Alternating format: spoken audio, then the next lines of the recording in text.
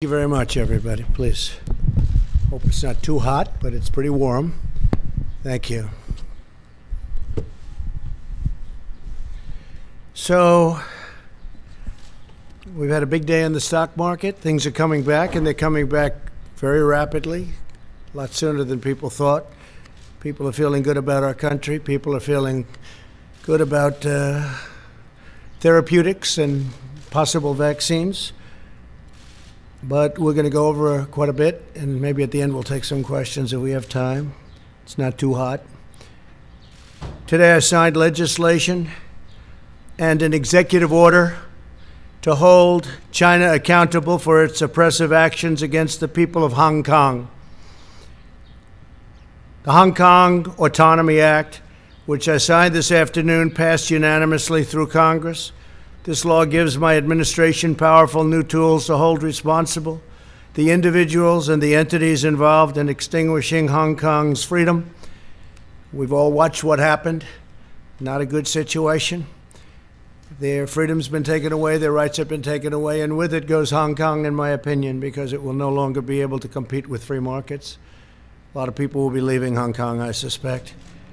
And we're going to do a lot more business because of it, because we just lost one competitor. It's the way it is. We lost a very, very serious competitor that we incentivized to take a lot of business and do well.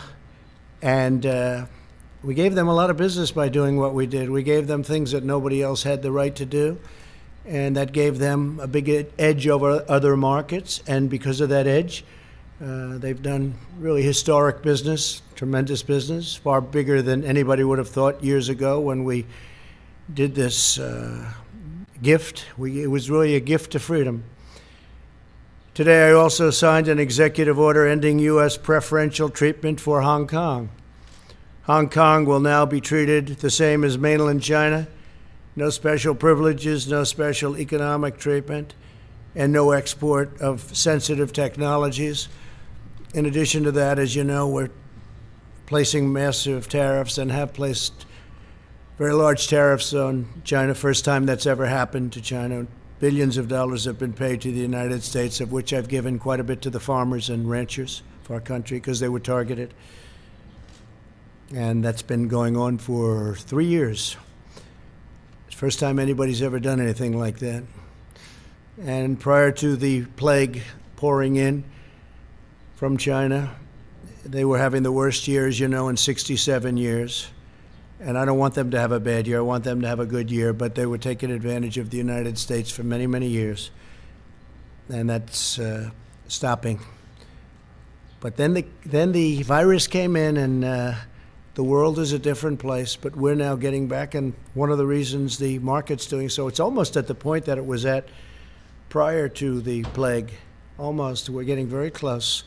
It's a great thing. It's an amazing thing what our people have done and what they've endured. No administration has been tougher on China than this administration. We imposed historic tariffs. We stood up to China's intellectual property theft at a level that nobody's ever come close. We confronted untrustworthy Chinese technology and telecom providers. We convinced many countries, and I did this myself for the most part, not to use Huawei, because we think it's an unsafe security risk. It's a big security risk. I talked many countries out of using it. If they want to do business with us, they can't use it. Just today, I believe that UK announced that they're not going to be using it.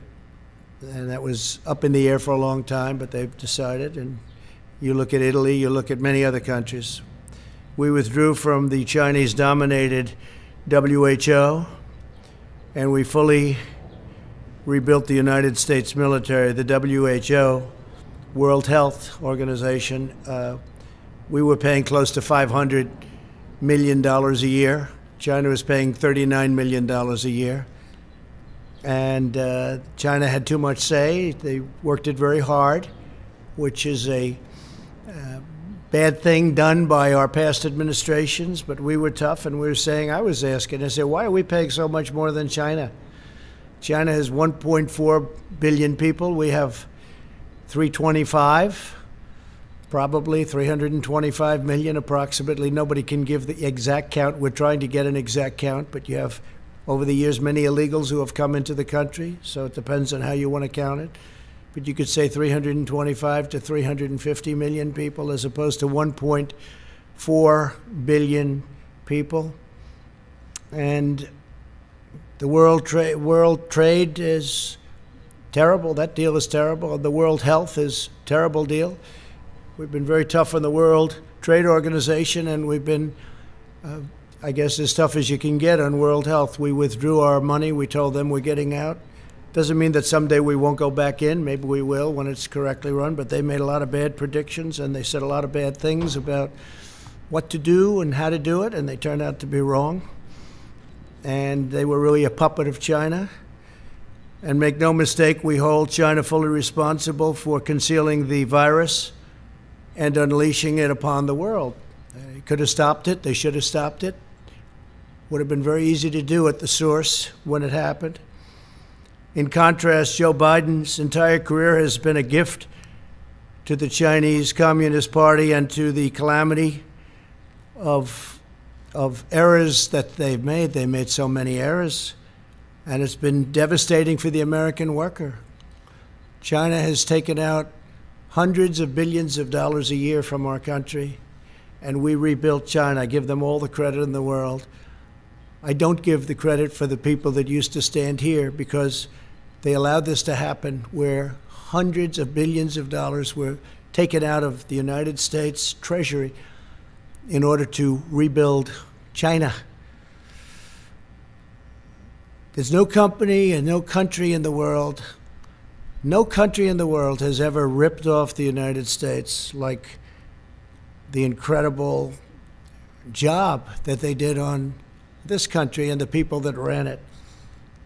Possibly it's one of the reasons, certainly it's one of the very big reasons, trade and things related to trade, that I got elected in the first place. I've been talking about it for a long time, along with many other subjects, frankly. Joe Biden supported China's entry into the World Trade Organization, one of the greatest geopolitical and economic disasters in world history. If you look at China, you look at the moment they joined the World Trade, they were flatlining for years and years and years and decades. And then all of a sudden they joined the World Trade Organization, and they went like a rocket ship. They were given all sorts of advantages. They were considered a developing country. As a developing country, they got tremendous advantages over the United States and other countries. And they took advantage of those advantages and then some.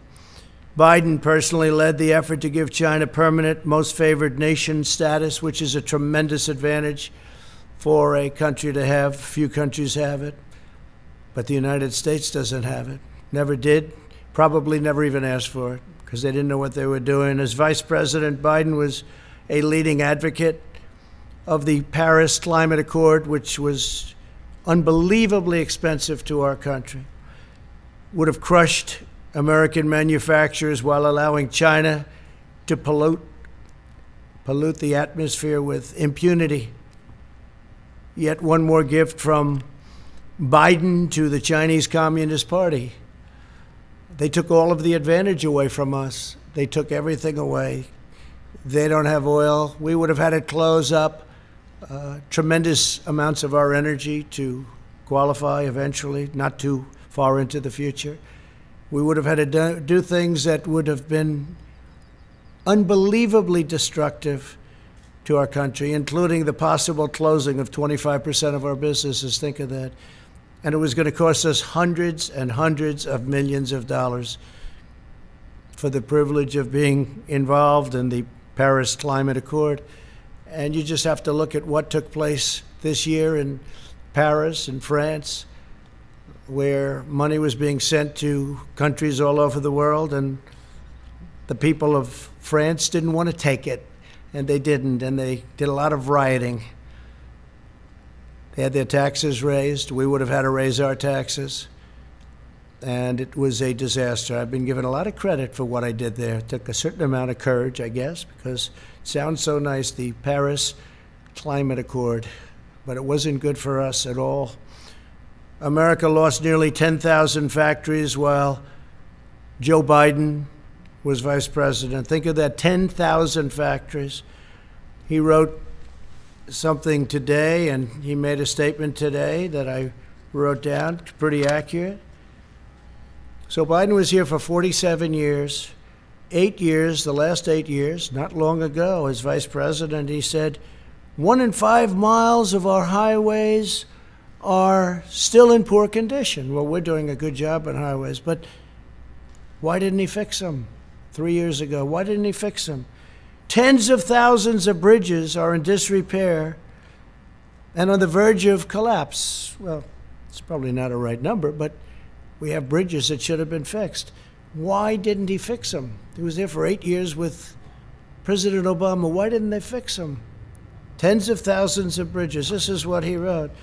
High-speed broadband. We want high-speed broadband. Well, why didn't he get it? 3 years ago is not a long time. And he didn't do any of the things, but now he says he's going to be president. And as president, he's going to do all the things that he didn't do. He never did anything except make very bad decisions, especially on foreign policy. So Joe Biden and President Obama freely allowed China to pillage our factories, plunder our communities, and steal our most precious secrets. And I've stopped it largely, but I've stopped it. And it wasn't easy, because you talk about a certain power of the telephone and the calls, where they would call and say, no, we don't want to do that. And other countries would call on behalf of China, but I did it. I did what has to be done. And you just take a look at what's gone on, and take a look at at the numbers where they devalued their currency in order to pay the tariffs. Now the Democrat Party is calling for defunding of our military. Think of that, defunding. They want to defund our military when China is building a massive military. They're building a massive military, and Biden wants to defund our military. And the world needs American strength right now more than ever, and we've got it. We've got now, soon, as all this equipment comes in, all made in the USA, we've got the newest, most incredible weapons anywhere in the world. We have the best tanks, the best ships, the best missiles, rockets. We have the best of everything. We have the best fighter jets, the F-35, the F-18. All of these assets are being built. Tankers, incredible tankers, bombers. Hope we don't have to use them. But we have the most incredible military. When I came in, the military was totally depleted. It was at a level that was just absolutely incredible. You know the statements. I made the statements before. I told you what generals told me about our military. And I'll make them again. If somebody needs them, we'll give them to you. Very well documented. As vice president, Biden opposed tariffs, and he was standing up for China. He didn't want to do anything to disrupt the relationship with China, even though China was taking us to the cleaners. He opposed my very strict travel ban on Chinese nationals to stop the spread of the China virus. He was totally against it. Xenophobic, he called me. Xenophobic. A month later, he admitted I was right. We would have had thousands of people additionally die if we let people come in from heavily infected China. But we stopped it. We did a travel ban in January. Nancy Pelosi was dancing in the streets of Chinatown in San Francisco a month later, and even later than that. And others too. They all thought what I did was a terrible mistake. We would have lost, in fact, Dr. Fauci said he would have lost thousands of additional people if President Trump had to do that. And I was a crowd of one, because even experts didn't want to do it. They thought it was a mistake. And then I did Europe when I started seeing what was going on in Italy and Spain and France and other countries in Europe. I did a ban on people coming in from Europe. That would have been disastrous for our country also. And we saved tens of thousands of lives, but we actually saved millions of lives by closing up. We saved millions, potentially millions of lives. Could be a number that we're actually working on, but it could be 2 to 3 million lives. So we're at 135,000, which is terrible. One is too much. But we would have had millions of people dead from this curse that came at us. But we did what we had to do, and now we'll put out the flames as it happens. We have to get the schools open. We have to get everything open. A lot of people don't want to do that for political reasons, not for other reasons.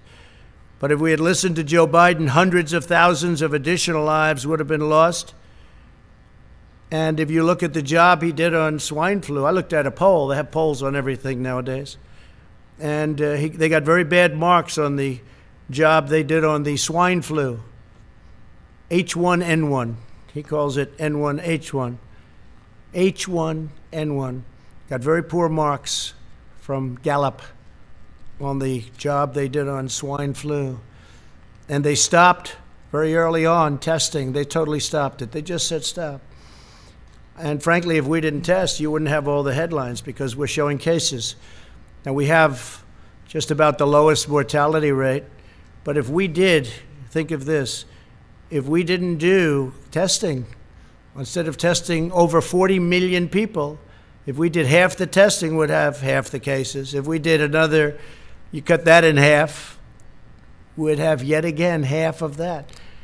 But the headlines are always testing. Now, the testing is a good thing, but at the same time, it's fodder for the fake news to report cases. So we're doing 40 million plus, going to be very close to 45 million people. And when I turn on the news, I see cases, cases, cases. They don't talk about deaths being cut down to a level that actually tenfold they use. I got that from one of the very respected media outlets, tenfold, cut tenfold deaths, but they don't talk about that. They talk about cases, and the cases are created because of the fact that we do tremendous testing. We have the best testing in the world. We now make ventilators for the world. We had very few ventilators. There wasn't one person in any hospital anywhere in this country that needed a ventilator that didn't get it. And that was because we mobilized to a level, using the Purchasing Act in some cases, we mobilized to a level that nobody thought possible. Nothing's happened like that since World War II. Our task force has done a great job. Mike Pence works so hard, it gets so little credit. Sad to see that, actually. But he works so hard, gets so little credit. The governors would tell us, we'd be on the phone with 50 different governors. They'd all tell us what a great job, great job. And then they'll go to the media and say, well, they didn't do such a good job. Well, we did a great job. We made a lot of governors look fantastic. We did in New York. What we did in New York was one of the most incredible things. 2,800 bed in Javits Center, but the governor used very few of them, unfortunately. Then we moved in our great hospital ship, one of our two great. We moved one also to Los Angeles. And we could have used that for our senior citizens. We could have used it for other people. They could have used it instead of sending our seniors back into nursing homes that were infected, where you lost thousands of people. Thousands of people in New York died because of poor management by the governor. And it's a very sad thing to see, and very sad to watch, and very sad to look at those statistics. But we have an incredible Javits Center that we built with thousands of beds. I think it was 2,800, all ready to go. And they could have sent people there, or they could have sent senior citizens there instead of sending them into the nursing homes. And after all of that work and getting it done, the Army Corps of Engineers, I mean, the job they did was incredible. They built it in a matter of days. When it was all completed, FEMA, everybody was there, doctors. We ended up getting doctors. They said, we can't man it. I said, so we'll man it and woman it.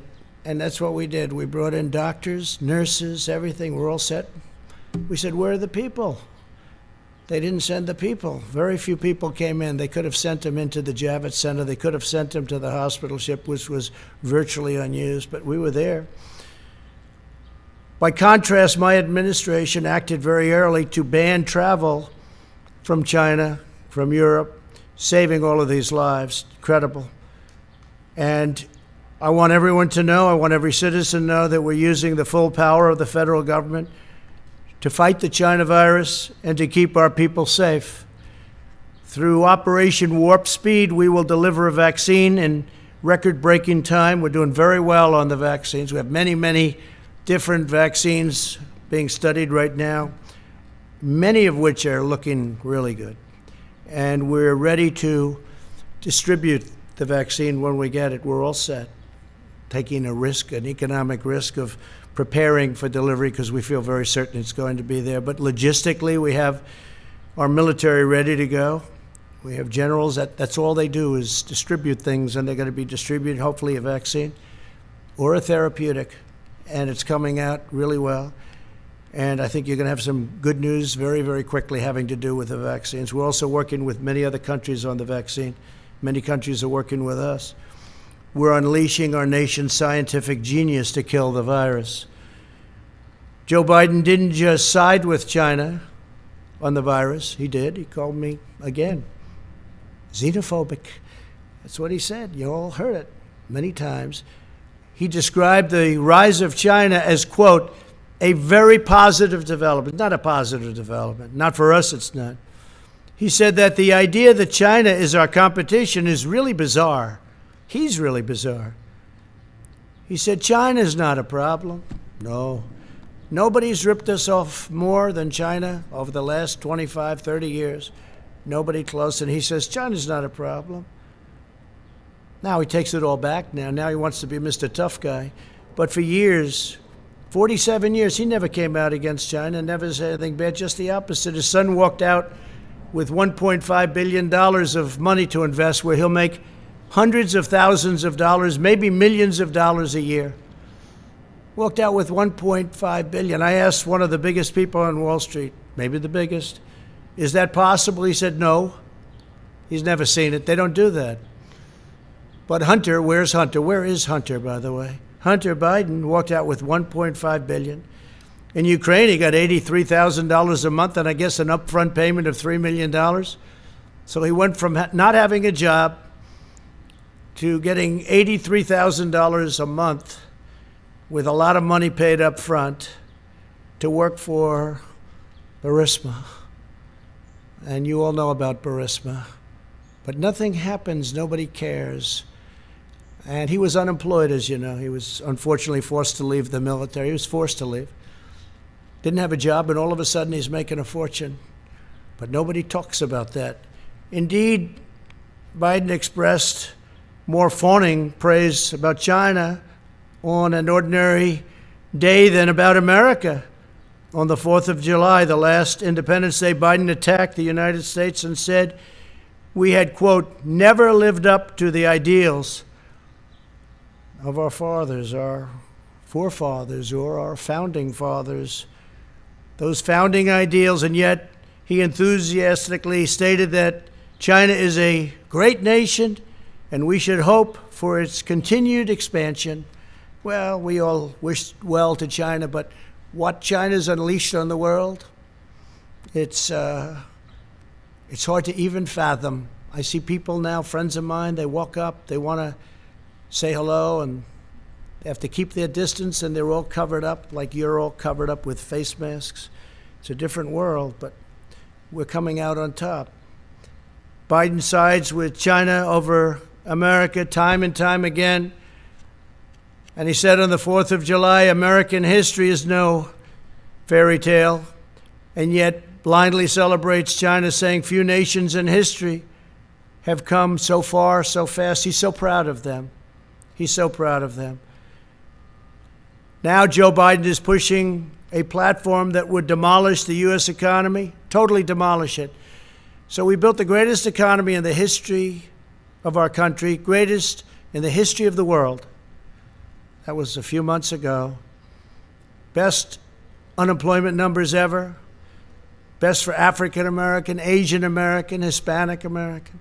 Best for women, best for everybody. Best for young people that didn't have a high school diploma, didn't have a college diploma. They had a diploma, they were really in good shape. We built the greatest ever. Stock market highest ever in history. We had 143 days of all-time stock market highs in just less than 3.5 years. And we had to close it down because we did the right thing by doing that. As I said, we saved millions of lives. But China was saying, this is incredible what's going on. China was for the first time respecting the United States. And now they want to do something that's much different, Joe Biden. So I've watched this, and I've watched it with great interest. We're building our economy again. I guess the stock market went up almost 500 points today, or something thereabouts. You'll check, but it was up a lot when I left. And our economy is coming back. We're almost at a level where, even though it's long before the very important, maybe the most important ever, election of November 3rd, we're long before that, but we're close to record stock markets again, and NASDAQ hit an all-time high for the 16th time. Think of that, for the 16th time over the last month or so, for the 16th time. So one of our markets already hit an all-time high. Today, Joe Biden gave a speech in which he said that the core of his economic agenda is a hard left crusade against American energy. He wants to kill American energy. He wants to re-enter the unfair, one-sided Paris Climate Accord, which will destroy us, at the expense of many other nations who benefit. It was actually drawn, in my opinion, to take advantage of the United States, just like so many other deals are done to take advantage of the fools running the United States. But this would do nothing for the environment, but would cripple American industry while greatly helping China. He wants to impose massive energy taxes and job-crushing mandates to eliminate carbon from the United States economy. Let him define the word carbon, because he won't be able to. Obliterating American oil, clean coal, natural gas, and the natural energy resources that supply countless American jobs. Joe Biden put AOC, a young woman, not talented in many ways, in charge of his energy plan and the environment, essentially. Her and Bernie Sanders, who ran a lot of times for president, never made it. Good base, but that's about it. In other words, he wants to impose the Green New Deal on our country. When I first saw the Green New Deal, I thought it was a joke. I said, this will never go anywhere. Now they're trying to impose it. This will destroy our country and make us non-competitive with other countries. Don't forget, we're in competition with China and with many other countries throughout the world. We're in tremendous economic competition, including Europe, which has never treated us well. The European Union was formed in order to take advantage of the United States. They formed, and they take advantage of the United States. And I know that. They know I know that. But other presidents had no idea. Last week, Joe Biden released his unity platform developed with socialist Bernie Sanders, describing what he would do if elected president. The Biden-Sanders agenda is the most extreme platform of any major party nominee, by far, in American history. I think it's worse than actually Bernie's platform. It's gone so far right. And he's doing that because he's begging for that vote. But one of the things I just asked my people to do is just draw up for me, just quickly, some of the things that we've been hearing about over the last couple of weeks. And these are actual key elements of the Biden-Sanders unity platform. Abolish immigration detention. No more detention. You come in here illegally, no more detention. Stop all deportations. So if we get a MS-13 gang member, which we've taken out of our country by the thousands, brought them back to Honduras, Guatemala, can't do that anymore. El Salvador, can't do that anymore. Stop all deportations. In other words, we'll take all of these people, many of whom are in prison for rape, murder, lots of other things. End prosecution of illegal border crossers. Oh, okay, they come in illegally and we have to stop the whole process. Support the deadly sanctuary cities where many of these people are protected better than the American citizen is protected. incentivize illegal alien child smuggling. Give it an incentive. Because if you look at what they're saying, that's exactly what they do. Incentivize illegal alien child smuggling. They're incentivized by what this plan calls for. Expand asylum for all new illegal aliens. How about that one? All new illegal aliens. Expand asylum. Cancel all asylum cooperation agreements in the Western Hemisphere. Well, we have agreements with Honduras, Guatemala, with El Salvador. We have great agreements where when Biden and Obama used to bring killers out, they would say, don't bring them back to our country. We don't want them. Well, we have to. We don't want them. They wouldn't take them. Now with us, they take them. Someday I'll tell you why. Someday I'll tell you why. But they take them, and they take them very gladly. They used to bring them out, and they wouldn't even let the airplanes land if they brought them back by airplanes. They wouldn't let the buses into their country. They said, we don't want them. I said, no, but they entered our country illegally, and they're murderers. They're killers in some cases. And they said, nope, we don't want them. They'd turn the bus around, they'd turn the plane around, and they'd land in the United States, and who knows what happened to them. But it wasn't good. Taxpayer-funded lawyers will be given to all illegal aliens. So we're going to pay now for the lawyers' lobby, and we're going to give all illegal aliens taxpayer-funded lawyers. How does that sound? Pretty good? In other words, come in here illegally, we're going to give you free legal advice. We'll take you up to the Supreme Court as much as possible.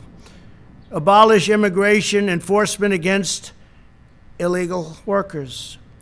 Think of that. Abolish immigration enforcement. They're going to abolish immigration enforcement. Well, basically, as you know, what they're going to do is they're going to rip down the wall. They're taking it down. They want to take down the wall, which we fought hard for. We're up to 259 miles right now of great, powerful wall that's really working, because if you look at the numbers, in addition to the fact that Mexico, for various reasons, has 27,000 soldiers on our southern border to keep people out of our country. And I appreciate it. We had a great meeting last week with the president of Mexico, a great guy, friend of mine, become a friend of mine. A lot of people thought that couldn't happen because we're very opposite in terms of our views, maybe even in terms of our temperament, but he's a great guy and he's a friend of mine, and they've been terrific. Mexico has been terrific. 27,000 soldiers on our border, Mexican soldiers, and we have great, great numbers. We get rid of so many different things. Catch and release is gone.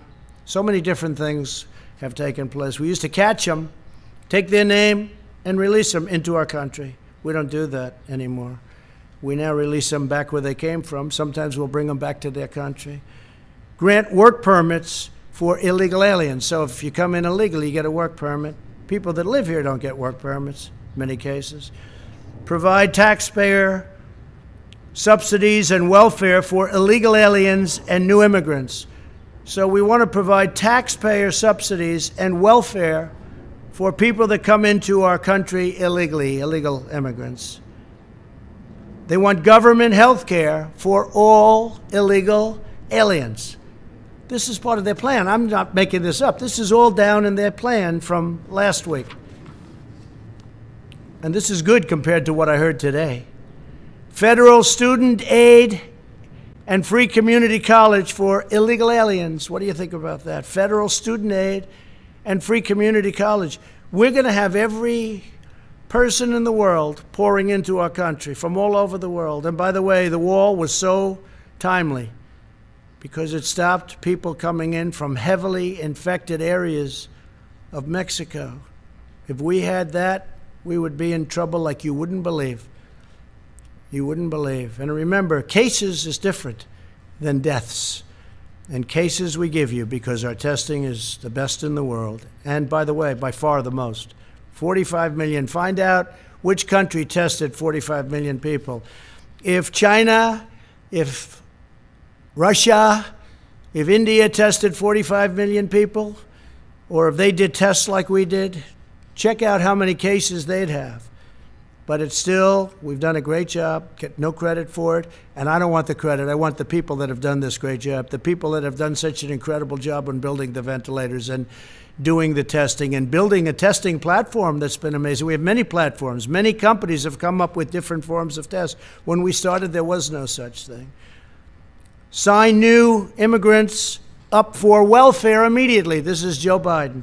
So they walk off and they come in and they put a foot into our land, and we sign up new immigrants up for welfare. We sign them up immediately. They get welfare benefits. United States citizens don't get what they're looking to give illegal immigrants. Think of that. Sign up. It's hard to believe I'm even reading that. New immigrants for welfare immediately. Not to mention the cost of this, which is incalculable. The cost of this is so crazy. End requirement for immigrant self-sufficiency and maximize their welfare. Now, this is us writing this. Who's not coming to the United States? Every person from South America is going to pour in. Every person from other countries, they're going to be pouring in. End requirement, think of that, for immigrant self-sufficiency. And remember to maximize welfare. So we give it a maximum. Then we have massively expand immigration during a global pandemic, taking jobs from unemployed Americans. End all travel bans, including from jihadist regions. So now we have travel bans. A lot of you said I didn't get the travel ban, and you were wrong. We got the travel ban. We lost in the Ninth Circuit. We lost again in the Ninth Circuit, and then we won in the Supreme Court. We have a very strong travel ban. And we don't want people that are going to come in and blow up our cities, do things. And frankly, with the liberal Democrats running the cities that we do have, where they do have problems, maybe they wouldn't mind, but I would mind, and the people of this country mind. So listen to this. End all travel bans. He's talking about the ban that I won, that everybody said I didn't win. They said I didn't win because in the lower court we lost, that we lost in the appellate division, and then we won in the Supreme Court. So he said he lost, and they're right at the lower level. But in the meantime, we won in the Supreme Court. So it's in effect, but they didn't say that. They said he lost, which again is fake news, but that's the way they do it. So end all travel bans, including from jihadist regions. They specify that. Grant mass amnesty. Everybody gets amnesty, mass amnesty. Think of that. And this is create a roadmap to citizenship for massive, massive numbers. And we're not talking about DACA because I'm going to take care of DACA much better than the Democrats did. The Democrats had their chance, and they blew it. But we're going to take care of DACA because I'm going to be doing, in the not too distant future, pretty soon, I'm going to be signing a new immigration action. Very, very big merit-based immigration action that, based on the DACA decision, I'll be able to do. Vastly expand low-skilled immigration to the United States. So they want a lot of people come in with low skills. I like merit. Think of that. Vastly expand low-skilled immigration to the United States. These are the things that are in the plan. This is Biden. Biden's gone radical left. Increase refugee admissions by 700%. Huh. That's a lot. By 700%. Nobody's ever heard of such a thing. Increase refugee admissions by 700%. Abolish law enforcement as we know it. I think the police do an incredible job in this country. And you're going to have a rogue, terrible cop on occasion, like you do in any industry, in any business, in any profession. But I think they do an incredible job. Abolish law enforcement as we know it. End cash bail. No bail. Just, we let you right out. Look at what's happened to New York. Crime is up. Shootings are up at numbers that nobody's ever seen before. Look at Chicago. What a disaster. And we're waiting for them to call us because we're all set to go. We have the FBI. We have Homeland Security. We have everybody ready to go. We have the National Guard. They're all ready to go. End cash bail, releasing dangerous criminals onto our streets. Cash bail. New York just did that. Other places have done it. They haven't turned out too good. Abolish completely the death penalty. And I know there's a lot of debate on the death penalty, and there has been for a long time, but sometimes you use the death penalty, depending on the crime. You know what happened today with regard to the death penalty. Appoint social justice prosecutors in order to free violent criminals. So they want to appoint social justice prosecutors to free violent criminals. End mandatory minimums. And that's by empowering judges to determine appropriate sentences, by fighting to repeal mandatory minimums at the federal level and give states incentives to repeal their mandatory minimums. We could go on for days. Incentivize prison closure. So they want to close our prisons. They now want to abolish our police departments. They want to abolish our prisons, I guess. Incentivize jail and prison closures as populations decline. Ensure the resources saved are invested directly into those communities.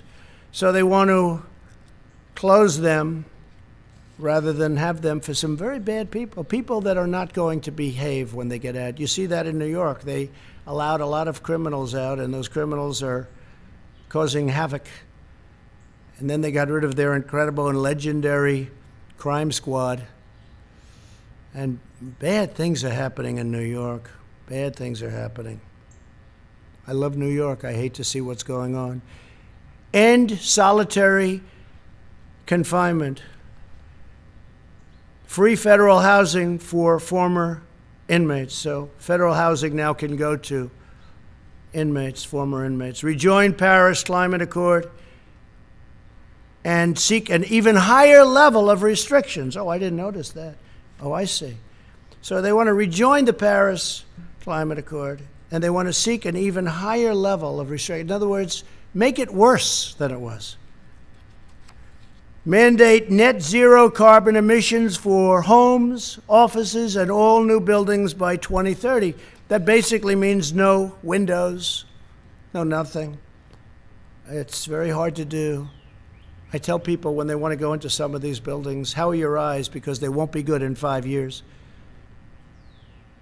And I hope you don't mind cold office space in the winter and warm office space in the summer, because your air conditioning is not the same as the good old days. Mandate zero carbon emissions from power plants by 2035. Zero. We're talking about zero. Nothing can go in the air. Mandate net zero carbon emissions by 2050. And I believe he's changing that. He's bringing it down. He wants no petroleum product. He wants no oil or gas. I don't think Texas is going to do too well. They're going to get rid of about 7 million jobs if you go by the Biden plan. I don't think that Oklahoma, North Dakota, Pennsylvania, you're going to be too happy with that, and many other states, Ohio. Mandate all 500,000 school buses and all 3 million government vehicles be changed to zero-emission vehicles within 5 years. I've heard of worse than that. Install 500,000 taxpayer-funded charging stations nationwide. Here's a bad one, really bad one. End school choice. There is nothing that the African American community wants more than school choice. And mothers and fathers are going to be very happy to see him be defeated just on that alone. End school choice. So Joe Biden wants to end school choice. End tax credit scholarships serving disadvantaged students in 26 states. Oppose 14 million Americans with education savings accounts. And get rid of school choice, having to do with school choice. Eliminate school choice in Washington, D.C. You know what they've done in Washington. They have some incredible example right here I know of one example. I think they have a number of them, but one is incredible. Abolish all charter schools. Charter schools are doing great. Ban funding for charter schools in poor neighborhoods. We don't want charter schools in poor neighborhoods. Well, that's not fair. Abolish educational standards. Abolish in the suburbs. You're going to abolish the suburbs with this. Enforce Obama-Biden's radical AFFH. That's the AFFH regulation that threatens to strip localities of federal affordable housing funds unless they change their zoning laws to fit the federal government's demands. So what you have, I mean, I've been watching this for years in Westchester, coming from New York. They want low-income housing built in a neighborhood. Well, I'm ending that rule. I'm taking it out. So I spoke with Ben Carson the other day. We're going to be taking it out. I've watched that whole thing go, and now they want to make it twice as bad in the suburbs. In the suburbs. Mothers aren't happy about that. Fathers aren't happy about that. They worked hard to buy a house, and now they're going to watch the housing values drop like a rock, and that has happened. Drop like a rock. So we're not going to do that. We're going to do the exact opposite. Probably there has never been a time, and this is just a few, it's much worse than that. We did this very quickly. It's probably never been a time when candidates are so different. We want law and order. They don't want law and order. We want strong, closed borders with people able to come in through merit, through a legal process. They don't want to have any borders at all. They're going to rip down the wall. It was hard to get that built, and now it's almost completed. It'll be completed by a little after the end of the year. They want to rip it down, and it's had such an impact. It's incredible. It stops trafficking, human trafficking of women and children, but women mostly. Human trafficking, one of the worst things ever, all at a level that it's never been at because of the internet. You think of it as an ancient statement. You wouldn't think that's possible today, but it's human trafficking of women and children. And they want to let that continue. The wall has stopped it so much because they will go over to a section where there aren't people, not an entry point, and they'll make a left into the United States. They're on their way. They can't do that anymore. We have a 30-foot wall that goes 6 feet into the ground. It stops a lot of the tunneling because they're pretty good at tunnels. But we watch the tunnels, and we have equipment for that. But you can't make a left anymore and come into the United States loaded up with human traffic. So they want to take down the wall. They want to have open borders. Think of open borders today, though, with the pandemic. I mean, the timing is sort of interesting, but with the pandemic. So there's never been a time when two candidates were so different. I mean, I've seen races where it's like the same exact platforms. I'm even talking about essentially Democrat, Republican. There's not that much difference. There's a little difference, but there's not much. You choose one because you like the way they look. You like the way they sound. You like the way they talk. You like something about one and you don't like the other. But there's never been a difference. Here's one of the greatest differences. This is without question the single biggest difference if you want law and order. For instance, I enacted recently when I saw all that was going on with federal monuments. We don't have the right to do states, although we're trying to find it. But with the monuments where they wanted to rip down Andrew Jackson, they wanted to rip down George Washington. They were actually heading over to the Jefferson Memorial, if you can believe that. But this has been going on, and I found an act that we've used, and we have many, many people in jail right now. Many, many people in jail all over the country because they tried to destroy, or in some cases got it down, a federal statue or monument. We haven't had anybody making a move since I enacted this. I signed an executive order a couple of weeks ago, and it says very simply, 10 years in jail. You do it, 10 years in jail. The amazing part is we were able to catch everybody because thanks to all of you on television, we appreciate it. But we have their pictures. We have the man standing on Andrew Jackson's horse. We have the man standing by General George Washington. We have everybody standing. They were going to go for the Emancipation Proclamation, Abraham Lincoln, standing with a young man who was being freed. And we said, we're going to do something. We can't let this happen. Now, it could be removed at some point. You go through a process, a legal process, go through Congress, whatever. I understand that. At the same time, some people like these statues and monuments, but it can be removed, but you have to go through a legal process. So they were going to have 20 to 25,000 people that night. Nobody showed up. Nobody. You know that because you were disappointed to see that. The next night, I believe 22 people showed up. They said, we're going to make it Friday night instead. And 22 people showed up. 4 were actually arrested because we have pictures of them knocking down other statues. So they're in jail now. So there has never been an election where we've had this kind of difference. We want strong borders. Without borders, you've heard me say it 1,000 times, without borders, you don't have a country. They don't want to have borders. They want to have open borders. It's radical left, and it'll destroy our country. 20 years ago, Venezuela was a very rich country, one of the richest anywhere. Per capita, one of the richest, tremendous oil reserves. Now they don't have water. They don't have food. They don't have medicine. We do everything we can to take care of the people, but they have nothing. And that's exactly the ideology that you have going over here. If I wasn't there to stop it, if I wasn't here to say, no way, that's not going to happen, we'd be in some mess. We'd be in some mess. And Pelosi and Schumer and Bernie and Joe, they'll never stop it. They don't have the power, the strength to stop it. It's beyond them. But we do. So there's never been a time like this where you've had an election of people so different. Okay, a couple of questions. Yeah, please, go ahead.